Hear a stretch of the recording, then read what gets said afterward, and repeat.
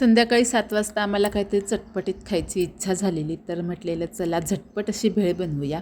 मस्त भेळ झालेली होती आणि दोघांनीच आम्ही मिळून ती लगेचच फस्त करून टाकली, कारण दुसऱ्या घरात कोणीही नव्हतं.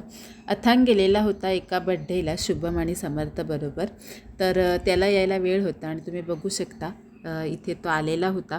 समर्थ होता त्याच्याबरोबर, त्याने त्याला घरी आणून सोडलं आणि नंतर त्याला इथे बड्डेला बघा काय भेटलं होतं ते, तर त्याचं हे रिटर्न गिफ्ट बघून तो तर खूप खुश झालेला, कारण त्याला हे शाळेत लागणारच होतं. तर तो घरी आल्यानंतर हे आम्हाला सगळ्यांना दाखवत होता आणि ॲक्च्युली त्याला हे भेटलेलं जे पॉकेट होतं, पाऊच, तो लेडीज होता, त्याच्यामुळे त्याला सगळे चिडवत पण होते आणि त्यालाही इथे घालायला टोपी मिळालेली होती, त्याच्यामुळे तो जास्त खुश होता.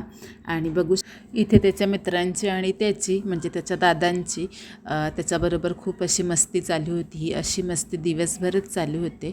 तर आजची रात्रीपुरता हा एवढाच. आणि दुसऱ्या दिवशी आमचं इथे पेपर पिशव्या शिवायचं, तर ते फोल्ड करायचं काम चालू होतं. अथंगला काही 2 दिवस शाळेत पाठवला नव्हता, वाटलं कंटाळा करेल, पण तो अगदी हौशीने शाळेत गेलेला. तर त्याला शाळेतून आणत्या वेळेस मी चंदनलासुद्धा सोबत नेलेलं होतं. दुपारच्या जेवणाला काय करू असं काही नाही सुचलं, म्हणून मी डायरेक्ट खिचडी भातावर उडी मारली. तर असा होता आमचा आजचा